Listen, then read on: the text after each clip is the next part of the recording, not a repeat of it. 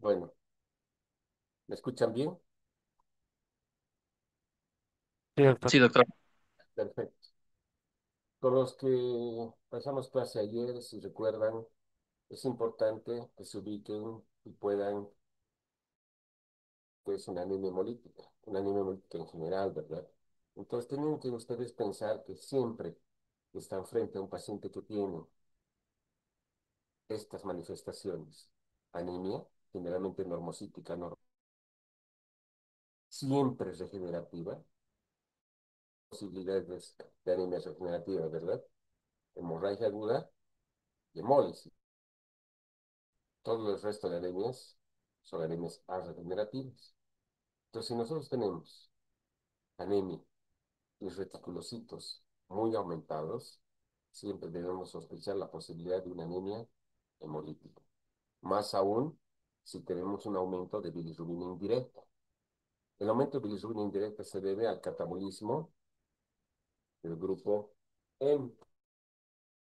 El catabolismo del grupo M se produce cuando los macrófagos, ¿sí?, fagocitan la hemoglobina libre o bien directamente fagocitan el glóbulo rojo y liberan en su hierro y las fracciones de globina alfa y beta. La porfirina 9 va a subir carboxilación y oxidación hasta convertirse en un pigmento que se llama bilirrubina que se va a eliminar por la orina.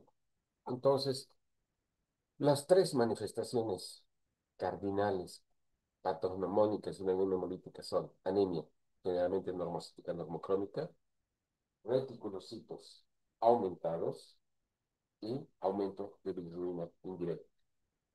Si la hemoglobina,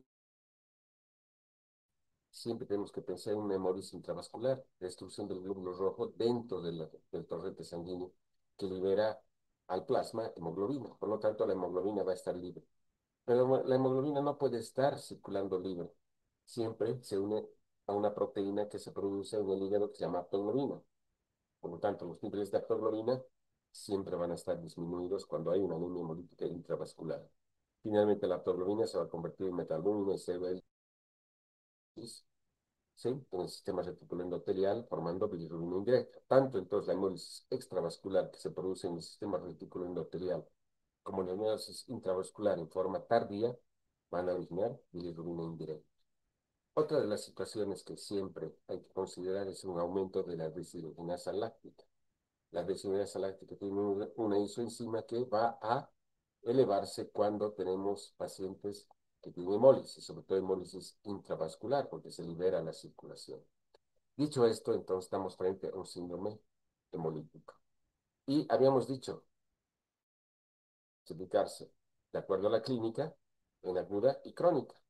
Aguda cuando se produce crisis hemolítica y generalmente en periodos de remisión y exacerbación. Hay muchas anemias hemolíticas agudas, como por ejemplo las crisis hemolíticas de hemoglobinuria paroxística nocturna o las hemólisis que se producen por enzimopatías, deficiencia de glucosa 6-fosfato deshidrogenasa, por ejemplo. Generalmente las hemólisis crónicas se producen cuando hay alteraciones congénitas en la hemoglobina, una hemoglobinopatía S, por ejemplo, o anemias severas falciformes, que desde el nacimiento hasta que se mueren va a tener periodos de hemólisis. De acuerdo al rito de hemólisis, vamos a tener una hemólisis que se produce dentro de los vasos sanguíneos o bien una hemólisis extravascular a nivel del sistema reticular endotelial, especialmente a nivel del vaso. Pueden ser hereditarias y adquiridas. Las hereditarias siempre se producen porque existen alteraciones o mutaciones que alteran la membrana, alteran cuantitativa, la función cuantitativa o la cantidad de hemoglobina contenida dentro del glóbulo rojo, o alteraciones enzimáticas. Y las anemias hemolíticas adquiridas, obviamente, ¿sí?, son las que se van a presentar en el curso de la vida. Por ejemplo, una anemia hemolítica autoinmune, una anemia hemolítica que se produce por veneno de serpientes, una anemia hemolítica que se produce durante el paludismo o la infección de hemoparásitos, etcétera, etcétera. Puede corpuscular cuando el defecto está propio en el glóbulo rojo y esa corpuscular cuando el defecto viene fuera del glóbulo rojo, como por ejemplo una anemia hemolítica autoinmune donde se producen anticuerpos, ¿sí?, por pérdida de tolerancia inmunológica. Muy bien.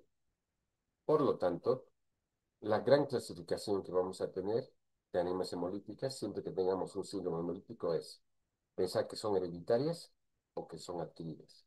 Si tú tienes una anemia hemolítica que siempre está histérico y que desde chiquito le dicen que tiene hepatitis porque está amarillo y tiene algún antecedente familiar de histericia, vas a pensar que el paciente tiene una anemia hemolítica. Tres anemias hemolíticas que se producen por alteración: defectos de la membrana del glóbulo rojo, defectos de la estructura y de la síntesis de la hemoglobina que altera y lo hace más frágil, y tres, déficit de enzimas como metabolismo de los nucleótidos, de las pentosas y del metabolismo del glutatión. ¿Qué significa esto? Enzimáticas que evitan que el glóbulo rojo produzca energía. Acuérdense, el glóbulo rojo vive 120 días, no tiene núcleo, pero tiene que vivir esos 120 días consumiendo glucosa. Y la glucosa genera energía por glucólisis aeróbica a nivel de las mitocondrias que están presentes en los glóbulos rojos. O bien, un efecto, fenómenos de oxidación, ¿sí? La hemoglobina reducido, y para eso existe un sistema que es en de las pentosas y del metabolismo del glutatión que permanece. Y aquí la enzima clave es la glucosa 6-fosfato de glucosa 6-fosfato de un fenómeno hemolítico agudo cuando te expones a sustancias que generan un estrés oxidativo. Anemias hemolíticas hereditarias. Y la anemia se presenta a cualquier edad, haga de cuenta en cualquiera de ustedes, a los 22, 23, 25 años. Primera vez no vamos a hereditaria, vamos a presentar. Y las anemias hemolíticas adquiridas son de dos tipos: anemias hemolíticas inmunohemolíticas, es decir, inmunológicas, por isoanticuerpos o anticuerpos, por autoanticuerpos y por medicamentos que generan, sí, autoanticuerpos. Autoanticuerpos son anticuerpos que se producen al perder la tolerancia inmunológica contra proteínas de la membrana.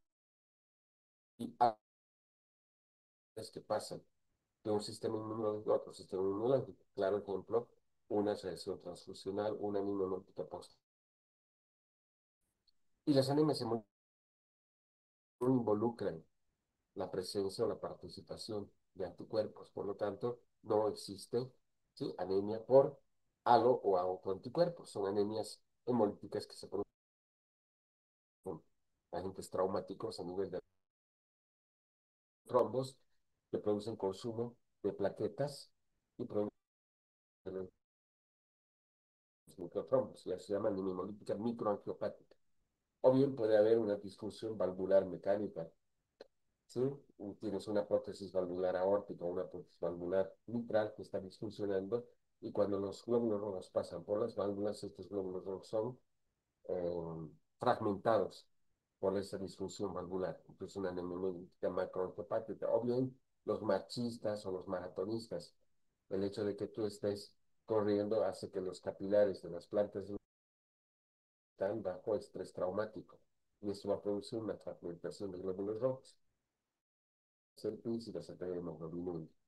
O bien infecciones, paludismo, bartonelosis, babesiosis, agentes químicos, drogas, agentes físicos como quemaduras externas, la hipofosfatemia, enfermedades hepáticas, déficit de vitamina E, producción inmunológica no inmunológica. Y para eso tenemos este algoritmo. Cuando nosotros tenemos un síndrome hemolítico, generalmente hemos dicho es una anemia normocítica normocrómica, con retículos aumentados, y fíjese bien, de color indirecto está aumentado. Entonces sospechamos una anemia hemolítica, ¿sí?, o un síndrome hemolítico. La primera prueba que vamos a hacer para poder discriminar si esta es una anemia hemolítica adquirida o congénita, o bien adquirida en inmunológica, es una prueba de Coombs. La prueba de Coombs detecta la presencia de anticuerpos pegados a la membrana del glóbulo rojo. Si ustedes piden al laboratorio prueba de Coombs directo, están solicitando que el laboratorio identifique si es que hay adheridos, opsonizados a nivel de la membrana del glóbulo rojo. Si la prueba de Coombs es positiva, no hay ninguna duda. Es una anemia hemolítica adquirida de tipo inmunológico. Pero si la prueba de Kuhn es negativa, hay dos posibilidades. O es una anemia hemolítica hereditaria, congénita, como ya les he dicho, membranopatías, enzimopatías o hemoglobinopatías, ¿sí? Tienen que pensar esa situación. O bien, si han descartado una anemia hemolítica hereditaria, es una anemia hemolítica adquirida no inmunológica. Y como les he dicho, por agentes traumáticos como micro o macroangiopatías, picaduras de serpiente, infecciones, agentes químicos, deficiencia de vitamina E, etcétera, que producen anemia hemolítica no inmunológica CUMS negativa. Entonces, este algoritmo es súper importante. El día lunes o más adelante vamos a hablar de las anemias hemolíticas adquiridas de tipo inmunológico. Hoy día nos vamos a referir a las anemias hemolíticas congénitas. Muy bien. Cuando hablamos de anemias hemolíticas congénitas, siempre tiene que haber una historia familiar, una predisposición genética y la anemia desde el nacimiento y hasta el final de la vida. Generalmente son anemias hemolíticas que no se van a curar porque son defectos intrínsecos del glóbulo rojo. Y como decía el algoritmo, ¿sí? Son tres tipos de anemias hemolíticas congénitas, ¿sí? Hereditarias. Alteraciones de la membrana del glóbulo rojo, alteraciones enzimáticas y alteraciones de la hemoglobina estructurales y alteraciones funcionales. Vamos a hablar de la primera anemia hemolítica congénita, que son defectos de la membrana del glóbulo rojo. Hay tres tipos desde el punto de vista fisiopatológico de anemias hemolíticas hereditarias por defectos de membrana. Puede alterarse el citoesqueleto de la membrana. Ahorita vamos a ver, nos vamos a referir a qué es el citoesqueleto. Es esa segunda capa en la membrana donde existen proteínas contráctiles, no son proteínas estructurales, son proteínas contráctiles que permiten que el glóbulo rojo sea muy flexible y pueda ser muy flexible y atravesar capilares o sinusores de menor calibre. Hay tres tipos de enfermedades que se producen por defecto: la esferocitosis hereditaria, la elictocitosis hereditaria con todas esas variantes, la común, ovalocitosis, elictocitosis y pudiporoquicitosis, son simplemente variantes de la elictocitosis hereditaria, donde los glóbulos rojos son como huevos elípticos, la acantocitosis y la estamatocitosis. O bien puede haber defectos de la capa lipoproteica. Acuérdense, la membrana del glóbulo rojo tiene una capa de lípidos y una capa de proteínas o proteínas ancladas. Y hay tres tipos de enfermedades que se producen por un déficit de la capa lipoproteica: el síndrome de Tulot, donde hay acantocitos, la deficiencia de glicoproteína que está anclada en la membrana del glóbulo rojo, y el síndrome de RH nulo. No es RH negativo. El RH negativo, acuérdense, es la presencia de anticuerpos, la presencia de proteínas o antígenos de minúscula. ¿Sí? Hay antígeno de mayúscula, que es RH positivo, y el de minúscula, que es RH negativo. En este caso, por un defecto de la membrana lipoproteica, no existe la base estructural proteica del grupo sanguíneo, por lo tanto se llama grupo sanguíneo RH nulo, por una deficiencia de los antígenos RH de mayúscula y de minúscula. O bien trastornos de la permeabilidad iónica. Acuérdense, la membrana de las células, especialmente el glóbulo rojo, permite ser una capa que permite el paso de agua y el paso de electrolitos. Muchas veces hay alteraciones de la permeabilidad donde se produce gran cantidad de agua al interior, paso de agua al interior del glóbulo rojo, y se produce hinchazón, edema del glóbulo rojo y fragmento, se llama hidrocitosis congénita. O puede haber serocitosis congénita con la presencia de pianocitos cuando hay alteraciones de la permeabilidad. ¿Sí? Son todas esas enfermedades. De todas estas enfermedades, ¿sí? La más importante o la más frecuente es la esferocitosis hereditaria. Pues vamos a hablar de cómo está constituida la capa o la membrana del glóbulo rojo. Miren, esta es la membrana a gran aumento. La membrana tiene una capa fosfolipídica y tiene estas proteínas ancladas. Aquí está la glicoforina. La glicoforina es la base estructural proteica de los grupos sanguíneos. ¿Qué pasaría si no hay glicoproteína? No hay grupo sanguíneo. En este caso, si no hay glicoforina, se produce un síndrome. Tienes la banda 3. La banda 3 permite el paso de agua al interior de la célula. Alteraciones de la banda 3 hacen que el glóbulo rojo o se hinche o se creme. Debajo de esta bicapa fosfolipídica, donde existen todas estas proteínas que tienen la función de cremallera, es decir, son proteínas contráctiles. La anquilina, miren, que es como una especie de bisagra, la espectrina, la abducina, la actina, la dematina, la tubulosina, todas estas, el rojo tiene que penetrar sinusoides o tiene que penetrar vasos sanguíneos más pequeños. Cuando se altera la movilidad de agua, ¿qué va a pasar? El glóbulo rojo se va a llenar de agua y se va a producir una serocitosis. El glóbulo rojo es regordete. Cuando existe una alteración en la permeabilidad, también va a salir agua del glóbulo rojo y el glóbulo rojo se va a crenar. Estas dos situaciones van a producir hemólisis, generalmente hemólisis intravascular, por defectos de la membrana. Miren, este es el gráfico que nos permite ver qué es lo que observamos cuando nosotros estamos frente a una anemia por membranopatías. Por ejemplo, tenemos la microesferostosis hereditaria. Pueden ver aquí microesferocitos.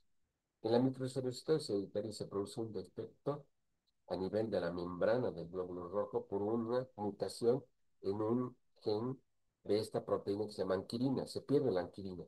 Por lo tanto, se pierde el ensamblaje entre la membrana externa con la membrana, con las proteínas contráctiles. Y esto hace que el glóbulo rojo sea rígido. Cuando el glóbulo rígido pasa por el sistema retículo endotelial, el macrófago se come un pedacito de la membrana, no se come a todo el glóbulo rojo. Y al comerse un pedacito de la membrana, ¿qué es lo que ocurre? La hemoglobina sigue al interior del glóbulo rojo, sigue condensada, por eso el glóbulo rojo es hipercrómico. Pero, ¿sí? La membrana o el área de superficie de membrana se ha alterado, por eso existe microesferocitosis. Lo mismo ocurre cuando existe un trastorno a nivel de otra proteína que se llama espectrina. En este caso, el glóbulo rojo, miren, se vuelve como un eliptocito. Esta es la eliptocitosis. O bien, la presencia de glóbulos rojos crenados, ¿sí? O sea, aparecen glóbulos rojos estrellados. O bien, cuando existen alteraciones de la membrana, puede haber estomatocitosis. El glóbulo rojo, en lugar de tener un halo central bien definido, el halo central se vuelve como si fuese una boca, ¿verdad? Y esto se llama estomatocitosis hereditaria. Entonces, cuando usted en el tropis de sangre preguntó que la presencia de esferocitos, eritrocitos, acantocitos o células drenadas o estomatocitos van a sospechar siempre de una anemia hemolítica por defectos de la membrana. Muy bien. Vamos a hablar de esta entidad que es la microesferostosis hereditaria. La prevalencia de la esferostosis hereditaria es una cada 2000, sobre todo en algunos países europeos. Esta incidencia o esta prevalencia, perdón, va a cambiar dependiendo condiciones raciales, condiciones, si es una fase homocigota donde expresas la mutación en forma homocigota y obviamente tienes una anemia hemolítica severa. Es la anemia más frecuente en la raza blanca, obviamente anemia hemolítica de tipo hereditario por defectos de la membrana. Por sí, es un patrón autosómico dominante, por lo tanto, homocigota es la que produce enfermedad severa. Puede haber donde las crisis hemolíticas son menos severas. ¿Sí? El 25% corresponde a un patrón autosómico. ¿Sí? Y la penetración es incompleta y los pacientes muchas veces inclusive son asintomáticos. Bueno, ¿cómo manifiesta? ¿Cómo se manifiesta? ¿Cuáles son las formas clínicas? Es una enfermedad muy heterogénea donde predomina obviamente el síndrome hemolítico y va desde el portador asintomático, podemos ser cualquiera de nosotros que tiene una herencia recesiva, heterocigota, y lo único que tenemos es una fase de portador y no manifestamos la enfermedad, hasta pacientes con anemia hemolítica crónica con grandes requerimientos transfusionales, porque hemolizas, y la única manera de mantener las cifras de hemoglobina, porque no hay otra forma, es transfundir a los pacientes, ¿sí? Dependiendo de la severidad del cuadro clínico, se clasifica en cuatro formas. Entonces, hay cuatro formas clínicas de presentación del síndrome hemolítico de la microesferosis hereditaria. Portador asintomático, anemia hemolítica ligera, que lo único que tiene es ligera hemoglobina con aumentos reticulocitos y bilirrubina indirecta aumentada y siempre estás histérico. La anemia hemolítica típica, ¿sí? Con hemólisis, con anemia, con hemoglobinuria y la anemia hemolítica severa desde el nacimiento, ¿sí? Muy bien. ¿Por qué se produce, hemos dicho, este tipo de anemia hemolítica? Porque existe una disminución de la relación superficie-volumen. La célula se vuelve cada vez más esférica y menos deformada. Y al tener este defecto de la anquilina, la deformabilidad, la elasticidad de la membrana del glóbulo rojo se altera. Y esto es un obstáculo para el paso de los glóbulos rojos, que son capturados por el sistema circulatorio. En realidad, solamente el sistema circulatorio fagocita en primera instancia a los glóbulos rojos que tienen defecto de esta membrana. Estos glóbulos rojos se vuelven esferocitos y estos glóbulos rojos esferocíticos en una segunda circulación son retenidos en el vaso y se produce una anemia. Inicialmente se produce pérdida de la membrana, ¿no? Eso promueve un atrapamiento esplénico y la destrucción posterior del glóbulo rojo. Entonces, ¿por qué se produce la hemólisis en este tipo de anemia hemolítica? Se produce la hemólisis porque en primera instancia se produce una baja deformabilidad del glóbulo rojo, se produce fagocitosis de áreas de la membrana, disminuye el área de la membrana, los más chiquitos, hipercrónicos, y en una segunda circulación por sistemas articulares son selectivamente retenidos y eliminados por el vaso. ¿Cómo se hace el diagnóstico? Obviamente, primero por el síndrome hemolítico, vamos a poner hemólisis. Segundo, vamos a hacer un hemograma, pero vamos a observar en el frotis la presencia de microesferocitos, glóbulos rojos pequeños, ¿sí? Microcíticos, pero hipercrómicos. Luego se hacen dos pruebas, una prueba que se llama fragilidad osmótica y la otra se llama prueba de autohemólisis. Bien, la fragilidad osmótica es bien sencillo, consiste en la habilidad que tienen los glóbulos rojos de incrementar su volumen cuando son sometidos a soluciones hipotónicas de cloruro de sodio a concentraciones variables. A ver, me explico. Vamos a tomar una muestra de cualquiera de ustedes que son individuos sanos y los vamos a poner en tubos de ensayo, una gotita de glóbulos rojos en tubos de ensayo. Vamos a poner una solución de cloruro de sodio a diferente concentración, desde una concentración del 0,9%, que es una concentración similar al plasma, hasta agua destilada. Obviamente, cuando ponemos agua destilada, el glóbulo rojo va a perder, ¿sí? La capacidad de poder aguantar esto y va a estallar. Conforme vamos diluyendo los diferentes tubos de ensayo, el glóbulo rojo normal tiene la capacidad de adaptarse e incrementar su volumen. Pero cuando tiene defectos de la membrana son muy sensibles y muy frágiles. De manera que concentraciones un poquito más hipotónicas que lo normal van a estallar y se va a producir salida de hemoglobina al tubo de ensayo y se va a poder medir la hemoglobina. Esa es la prueba de fragilidad osmótica. Y la prueba de autohemólisis es cuando los glóbulos rojos son incubados sin glucosa en condiciones estériles. Y como son glóbulos rojos muy inestables por la membrana, van a estallar y se van a hemolizar. Esta es la prueba de fragilidad osmótica, miren. Esta es un control normal. Aquí tenemos, ¿sí? Y soluciones a diferentes concentraciones. Cuando nosotros ponemos concentraciones similares y confrontamos, vamos a ver que se produce hemólisis, está saliendo la hemoglobina y se produce el plasma. Y a concentraciones ligeramente hipotónicas ya se produce hemólisis. Por lo tanto, ¿qué significa? Que el paciente tiene fragilidad osmótica por un defecto de la membrana del glóbulo rojo. ¿Está entendido?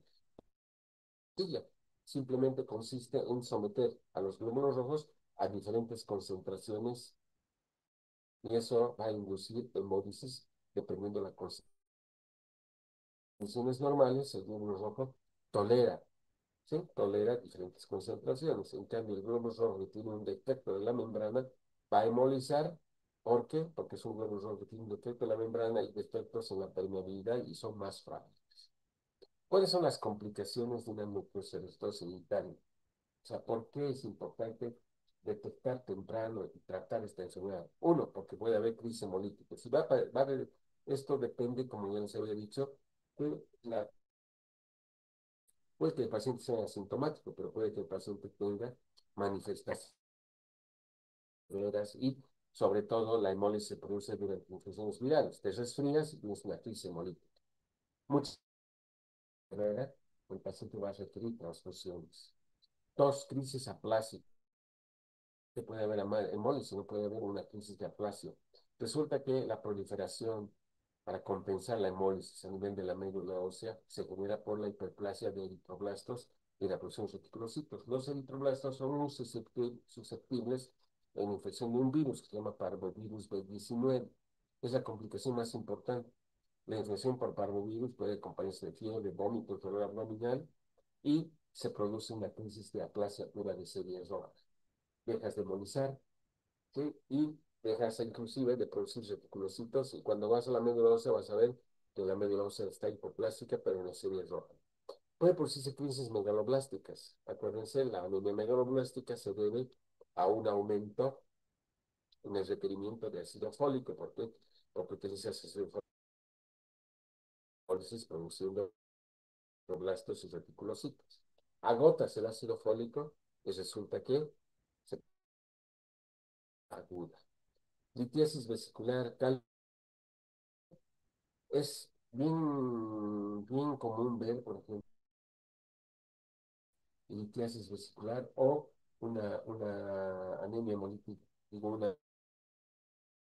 Y uno dice, pero ¿por qué en esta hemólisis se aumenta la insulina directa? Ojo, si aumenta la directa es porque ha habido una obstrucción de la viabilidad por la formación de un cálculo. ¿Y por qué se produce cálculo?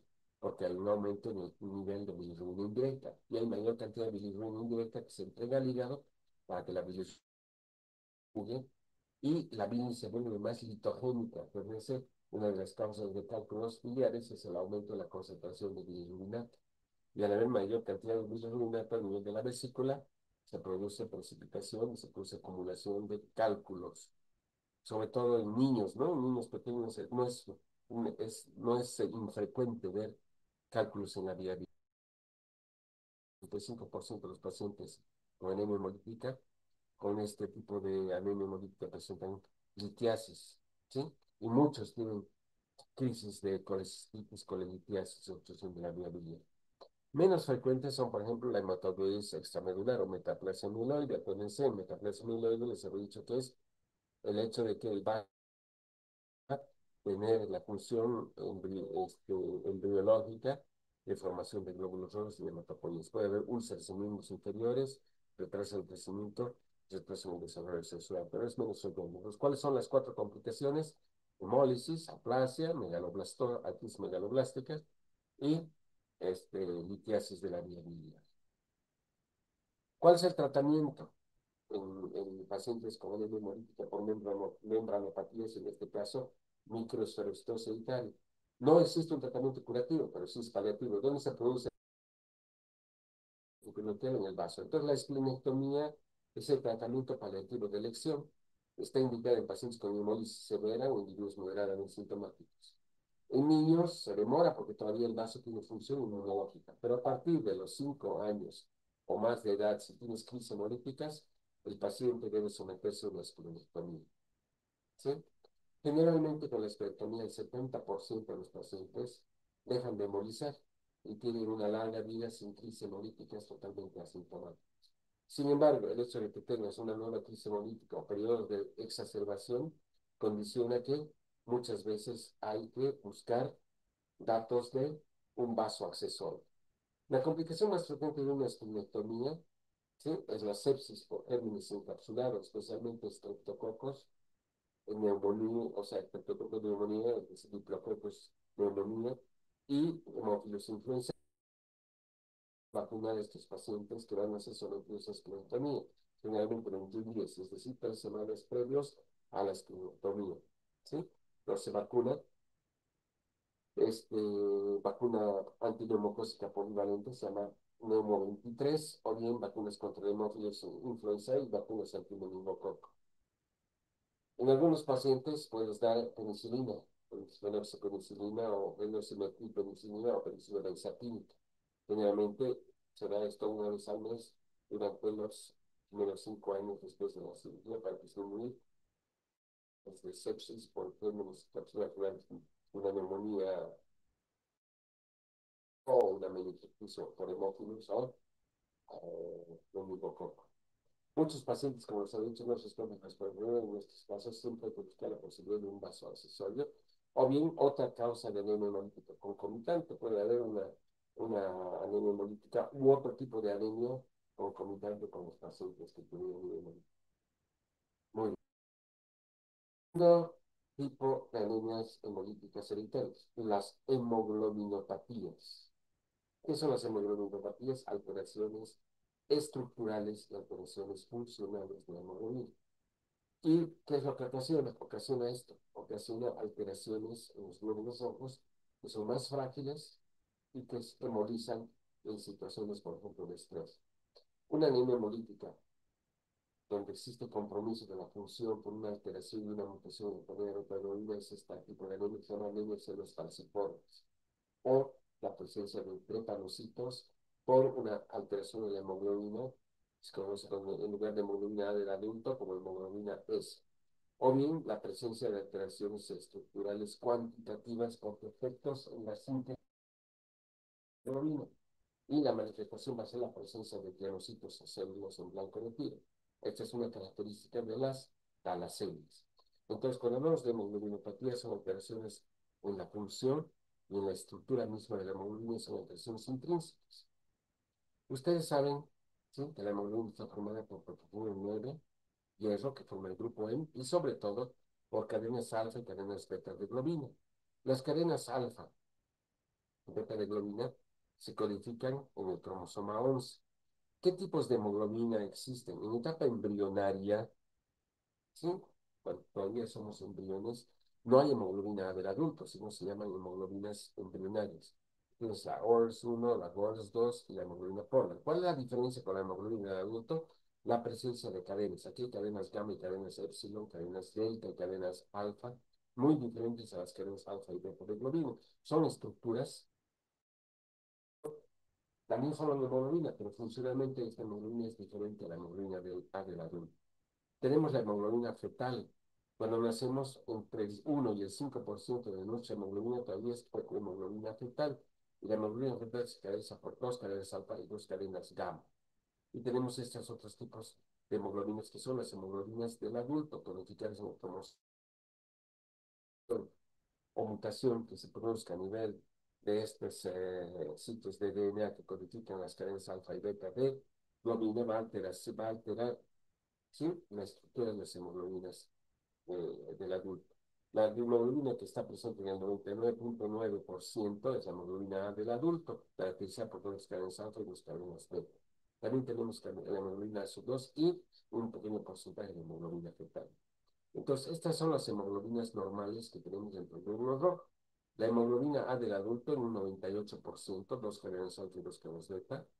La hemoglobina A2, dos cadenas alfa y dos cadenas delta, está en un 3%.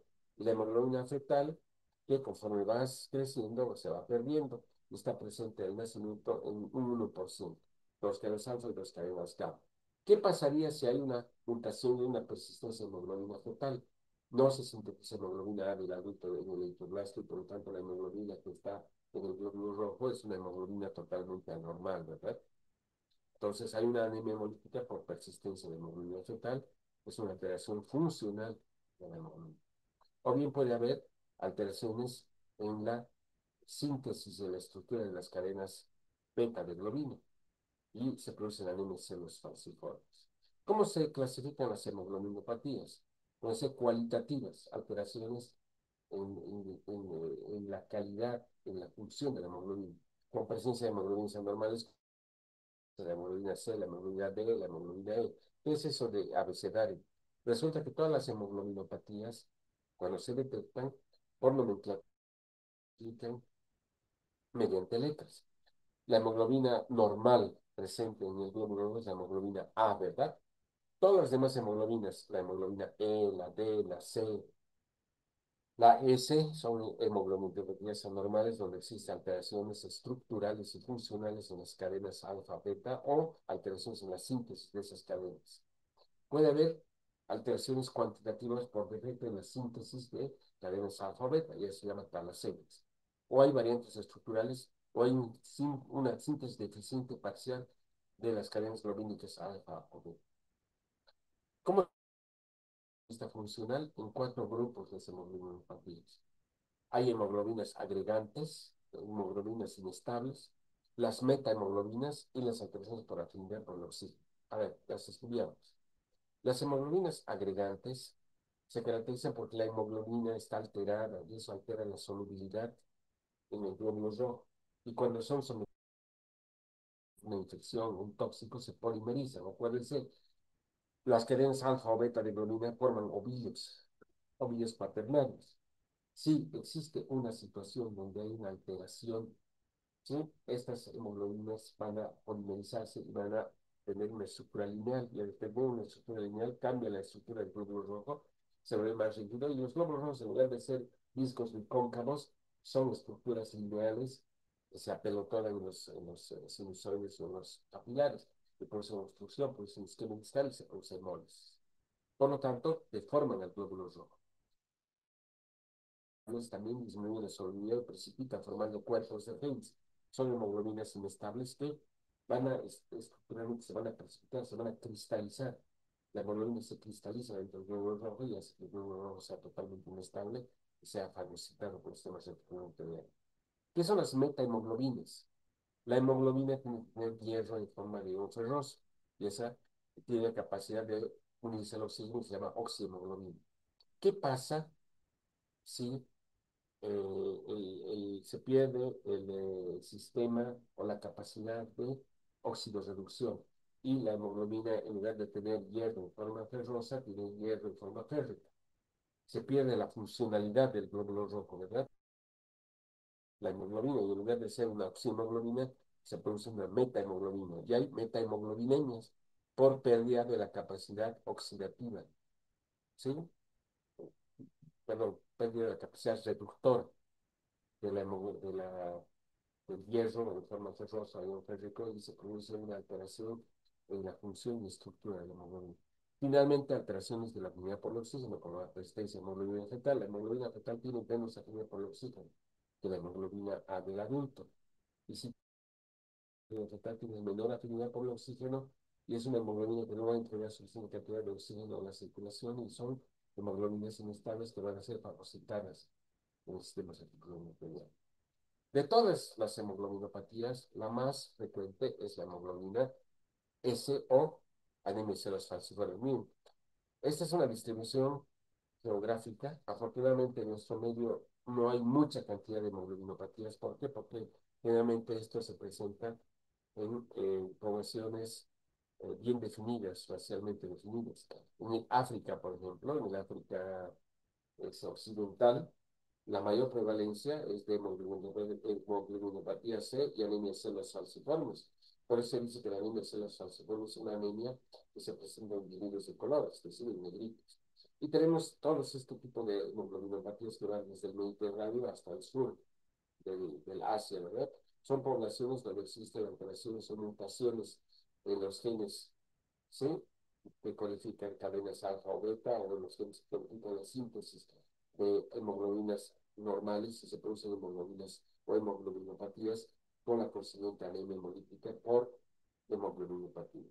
De todas, la más frecuente es la hemoglobinopatía S o anemia de células falciformes. ¿Cuál es la situación fisiológica? ¿Por qué se produce esta hemoglobinopatía? Es una enfermedad genética autosómica, ¿sí? Donde hay sustitución de una base, que es la adenina por timina en el gen de la globina beta. O sea, en el gen de la globina beta, miren, se sustituye una adenina por timina. El solo hecho de la sustitución de un nucleótido en el gen que codifica la cadena beta de globina hace que en lugar de sintetizarse ácido glutámico, ¿sí?, se sintetice valina. Entonces, en esa posición estructural donde debería estar ordenadamente la presencia de aminoácidos en la cadena polipeptídica, en esa posición, en lugar de haber ácido glutámico, es reemplazado por valina. Es como si ustedes en la clase estén sentados en sus sillas y resulta que uno de ustedes, de los alumnos, la clase sigue siendo la misma, pero la estructura es diferente, ¿verdad? Porque en la segunda fila, en lugar de que se siente Ricardo, el hecho de que la segunda, o sea, la primera fila, ¿sí? Altera completamente la estructura, ¿sí? De lo que es la clase, porque normalmente debería estar sentado en la primera fila vertical. ¿Me entienden? Lo mismo, en la cadena polipeptídica, en lugar de que haya en esa posición 6 en la posición 6 en la cadena polipeptídica de la globina beta, un ácido glutámico, hay una valina. Y esto hace que siga siendo la misma, pero funcionalmente la sustitución altera completamente la función de la hemoglobina Y. A es una hemoglobina S. Debido a este cambio de aminoácido, la molécula de hemoglobina se forma, ¿sí? Se deforma y se situaciones de estrés. Y en lugar de que el glóbulo solo sea un disco de cóncavo, se depolimeriza porque la cadena beta rojo, que es, ¿sí? De esta forma, como si fuese una hoz o un renacuajo, no puede, puede ser deformable y es fácil de retículo endocrino. Entonces, en resumen, la fase fisiológica de las hemoglobinopatías generalmente son mutaciones a nivel de cadenas que sintetizan, ¿sí? Estructuras polipeptídicas alfa o beta. Si hay una alteración en la cadena polipeptídica beta por una mutación que sustituye la de una proteína en posición 6, en lugar de que se sintetice ácido glutámico, es reemplazado por valina. Y esto completamente altera la estructura de del glóbulo rojo. Miren, aquí están las estructuras, ¿sí? Polipeptídicas. Y como la sustitución de un ácido glutámico por valina hace que en lugar de que el glóbulo rojo sea un glóbulo rojo normal como un pico en favor, estas estructuras, miren, las cadenas polipeptídicas se depolimerizan y adquieren, ¿sí? Estructuras lineales, y se produce un glóbulo rojo falciforme o drepanocito. La drepanocitosis, ¿sí? Cuando hacemos un frotis, se observan con glóbulos rojos, miren acá, drepanocíticos. Esta herencia o esta alteración puede ser homocigota o heterocigota. Cuando es heterocigota, generalmente el paciente es asintomático, porque no está ayudando las mutaciones de las dos cadenas, o sea, no está ayudando las mutaciones tanto del padre y de la madre, y por lo tanto es un portador, porque solamente tiene una herencia heterocigota. Pero si es homocigota compuesto, en un 75% se llama hemoglobina SS, porque ha ayudado la mutación de su papá y su mamá, falciformes. O hay una enfermedad falciforme en un 25%, que se llama hemoglobinopatía C. O hay una enfermedad falciforme con talasemia, que representa al menos un 1%. ¿Cómo hacemos el diagnóstico? Primero con un frotis. Y segundo, hacemos una electroforesis de hemoglobina, donde se descompone la hemoglobina en un campo eléctrico y vamos a ver bandas. La hemoglobina AA del adulto tiene un compacto. Y todos son pacientes que tienen diferentes tipos de hemoglobinas. Por ejemplo, aquí tienes una hemoglobina A, es los falciformes. Aquí tienes una hemoglobinopatía SF, hemoglobinopatías que tienen, ¿sí? Rasgo falciforme con persistencia en hemoglobina fetal. O otro tipo de hemoglobinopatía, persistencia en hemoglobina fetal. Y es hemoglobina fetal. Entonces, de esta manera, mediante una electroforesis de proteínas, podemos establecer el tipo de hemoglobinopatía presente en el glóbulo rojo. Una situación que es importante, ¿sí? Mencionarles es que la anemia de células falciformes en regiones del África, curiosamente, donde hay una mutación de la cadena beta de globina de forma prevalente, protegería de alguna manera a la infestación por paludismo. Y son pacientes que tienen, ¿sí? Resistencia a la infección por plasmodium, especialmente plasmodium falciparum. ¿Cuáles son los síntomas de la neumonía? Va a depender, obviamente, si existe una crisis hemolítica aguda o hemólisis crónica. ¿Por qué? Porque los glóbulos rojos drepanocíticos van a ir y se van a apelotonar en los capilares de isquemia. Entonces hay crisis vasoclusivas, ¿sí? con isquemia y dolor, como si fuese un dolor. Y, por ejemplo, en las palmas de las manos, en los síndrome de mano-pie, en menores, en lactantes, con enrojecimiento, isquemia, con cambios de color, ¿sí? A nivel de las palmas y plantas de los pies y palmas de las manos, y eso produce exagerado dolor, síndrome de mano-pie. Puede haber inclusive febriles un poco, dolor abdominal por isquemia intestinal, generalmente un síndrome de cuadrante abdominal, tiene un abdomen agudo quirúrgico por una colecistitis, por una coledocolita. Eso se debe muchas veces a fenómenos trombóticos a nivel mesentérico. Puede haber secuestro esplénico, puede haber un accidente cerebrovascular, puede haber muchas veces una aplasia, porque también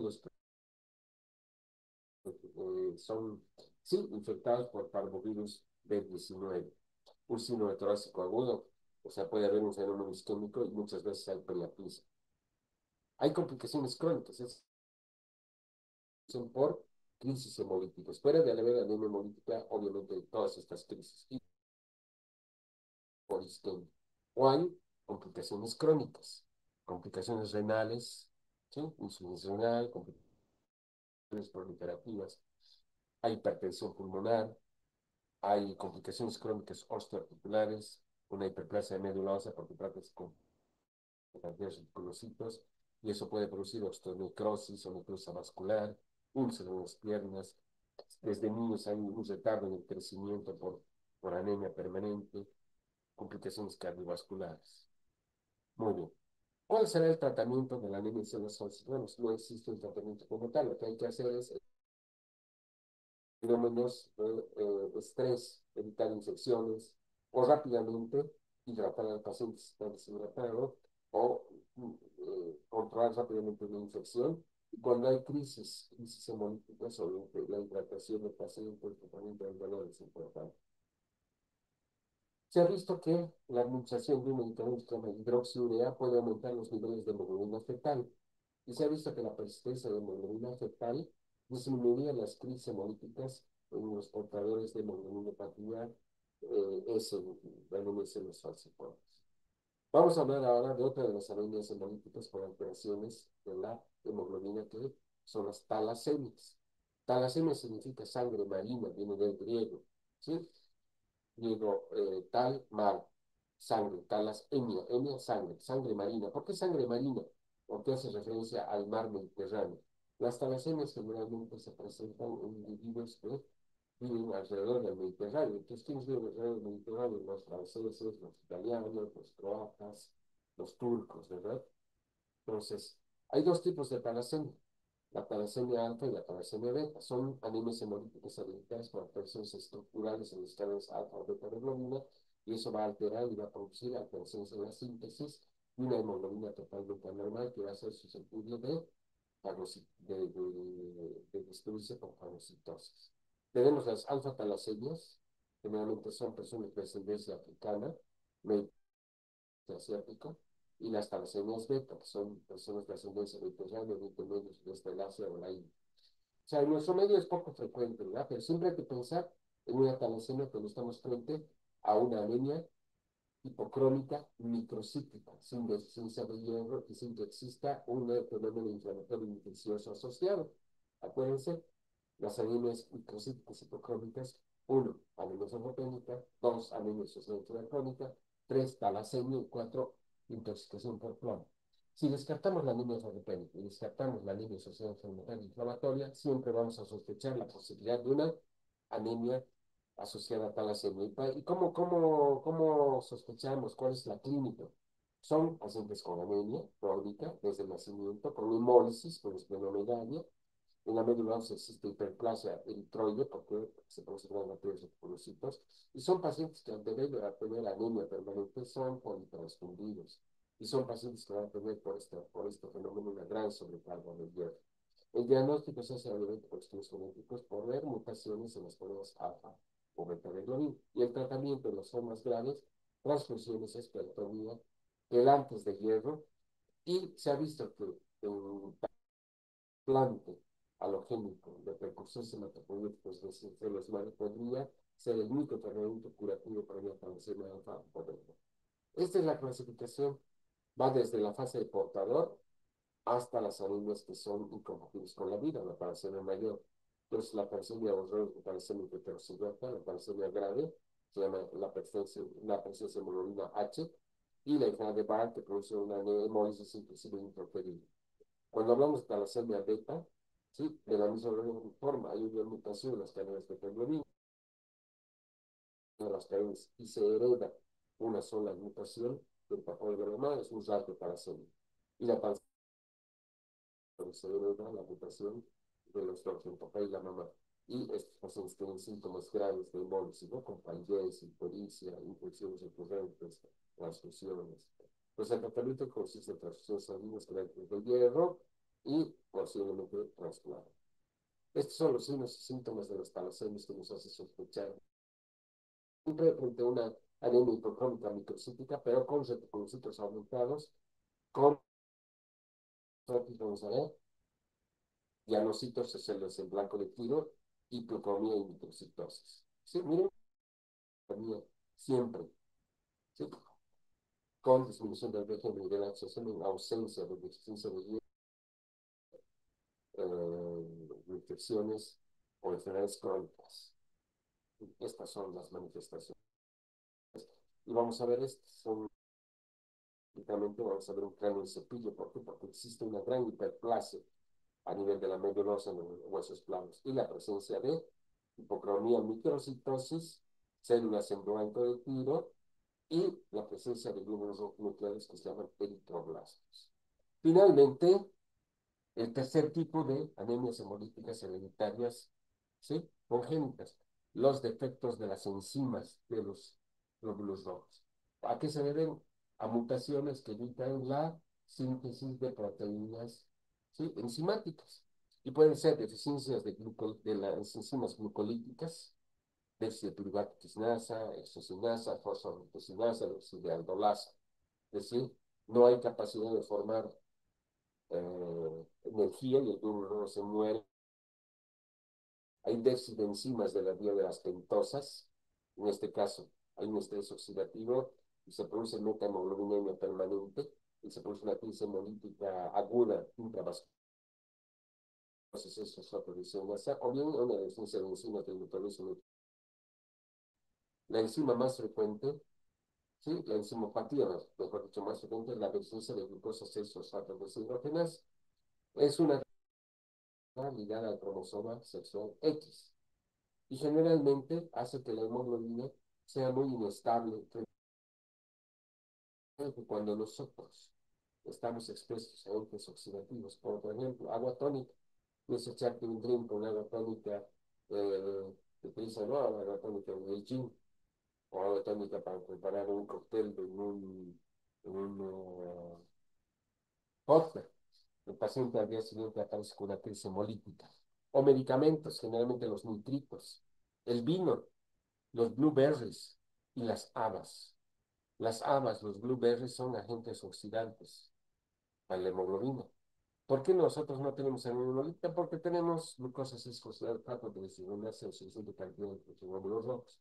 Pero si hay una deficiencia de esta enzima, la exposición a todas estas sustancias, miren, esta es la presencia, 400 millones de personas en el mundo tienen deficiencia de glucosa 6-fosfato de deshidrogenasa, medicamentos, agua tónica, o el solo hecho de echarse un vinito o comer sus blueberries o su tenga una crisis. La manifestación que se presenta es después de comer habas y eso se llama favismo. Resulta que en las habas existen dos sustancias, la vicina y la combicina. La vicina y la combicina liberan sus, al liberar, más bien, el haba libera estas sustancias en pacientes que tienen deficiencia de glucosa 6-fosfato deshidrogenasa, ¿sí? Una hemólisis aguda por radicales libres. ¿Por qué? Porque la glucosa 6-fosfato deshidrogenasa es una enzima muy importante en el metabolismo del glutatión y la síntesis de fosfato reducido que evita el estrés oxidativo en la hemoglobina. La deficiencia y la exposición a estas sustancias de lava produce una hemólisis aguda. ¿Sí? Miren, esta es la normales, nosotros si organizan nos protege frente a un estrés oxidativo. Evidentemente, te viene la síntesis de nicotinamina, datos reducidos, recuerden eso, de la bioquímica, pero la deficiencia de esta enzima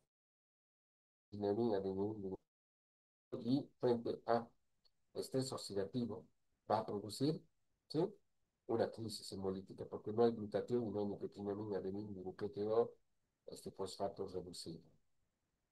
Miren, estas son las sustancias que van a producir y hay que tomar en cuenta cuando tienes una crisis hemolítica. ¿Cómo nos damos cuenta que estamos frente a una anemia hemolítica por deficiencia de glucosa 6-fosfatidesahidrogenasa? Primero, sí, son crisis hemolíticas, síndrome hemolítico. Y es un síndrome hemolítico intravascular, por lo tanto, hay anemia normocita, normocrómica, que produce aumentados. Todavía no hay bilirrubina indirecta aumentada, pero hay hemoglobina libre y aptoglobina disminuida. Y sobre todo después de haber consumido, por ejemplo, sulfas. O hay personas que se pintan el cabello y después aparecen amarillos, ¿sí?, con crisis hemolítica y con histericia y con malestar general. Tienes que descartar, obviamente, todas las demás causas que producen hemólisis. El diagnóstico general es que descarta, no es una neuronitis, no es una talasemia, no es una membranopatía. Entonces, lo más probable es que sea una deficiencia de una enzima. ¿Sí? Muy bien. ¿Cuál va a ser el tratamiento? Obviamente, prevención. Y cuando tienes crisis hemolítica, ácido fólico, dependiendo de la severidad de la hemólisis, la disminución de hemoglobina y observación para evitar, obviamente, complicaciones como falla renal por unos pigmentos, ¿no?, de bilirrubina a nivel de los túbulos renales. Preguntas. Preguntas.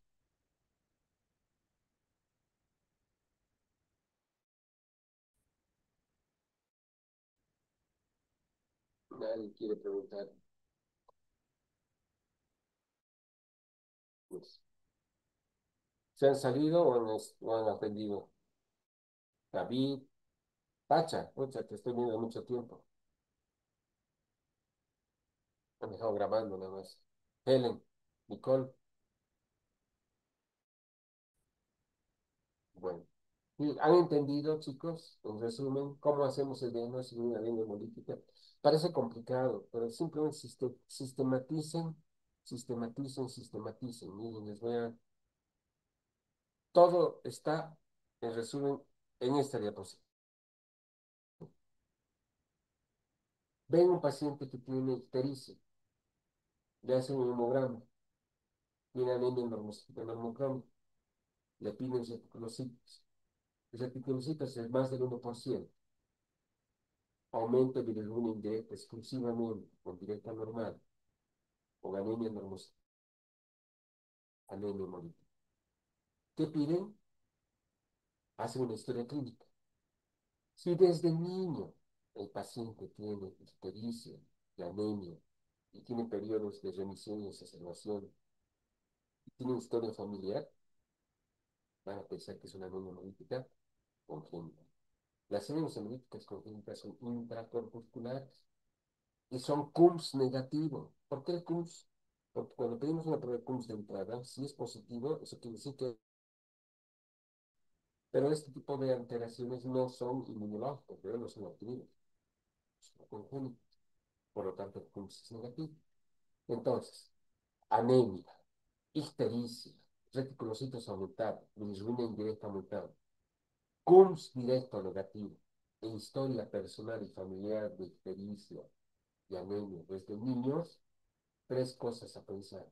O tienes alteraciones en la membrana, o tienes alteraciones en la hemoglobina, o tienes alteraciones en las enzimas. Si son alteraciones en la membrana, hay varias enfermedades, pero el más frecuente es la esclerosis hereditaria. Si tienes alteraciones de la hemoglobina, son las dos más frecuentes. Si es una anemia hipocrómica microcítica con dianocitos, una talasemia. Y más aún si tienes apellido italiano, apellido croata, apellido francés, ¿sí? Pero si no tienes talasemia y eres negrito, anemia falciforme. Pero si no eres negrito y no eres descendiente de italianos y de croatas, poco frecuente que tienes una hemoglobinopatía. Entonces, ¿qué tendrás que pensar? Una deficiencia de glucosa 6-fosfatidesahidrogenasa. Se han pintado el cabello, han tomado agua tónica, has tomado una sulfa, un Bactrim, o has comido blueberries, o has comido motecito de aguas y se modifica, pues esos glucosa estos factores más. Pero si no tienes nada de eso, absolutamente nada de eso, y tienes anemia hemolítica, no tienes historia familiar, pensarás pues en una anemia hemolítica, CURS directo negativo, no congénita, se adquirida por estas otras causas. Entonces es bien básico entender este algoritmo. ¿Ya? Muy bien, chicos. Que tengan un fin de semana. Voten con conciencia por su futuro. Y Doctor, háganle caso a Rodrigo Paz cuando doctor, dice, una consulta. háganle caso. Bueno, nos vemos, chicos. Hasta el lunes. Doctor, ¿Preguntas? sí, una consulta. Eso del síndrome de RH nulo es lo que se conoce como sangre dorada. ¿Sangre dorada? Sí, No, o sea, realmente algo así. no. Nada que ver. O sea, sangre dorada, puede decir que sangre dorada porque no tiene esa expresión, pero es un paciente que no puede donar, es un paciente que no puede, o sea, te das cuenta, no tiene, o sea, son glóbulos rojos totalmente inestables. No tienes una estructura proteica que formen pues, grupos sanguíneos, se llama síndrome de RH nulo. Ni eres negativo ni eres positivo, porque no tienes antígeno D y antígeno D mayúsculo, ¿ya? RH nulo, muy raro. Y es un glóbulo rojo inestable. Tienes crisis hemolíticas permanentes por un síndrome de RH nulo, anemia permanente. Y es complicado, porque vas a deber recibir transfusiones, ¿sí? Permanentemente. ¿Por qué? No tienes anticuerpos, entonces vas a recibir obviamente RH negativos en anticuerpos. Es muy complicado el tratamiento es posible, pero es raro, ¿ya? ¿Alguna otra pregunta? Bueno, nos vemos, muchachos. Hasta luego, doctor. Nos Gracias, doctor. Hasta luego. Hasta luego, vemos el doctor. lunes. Y no se olviden votar.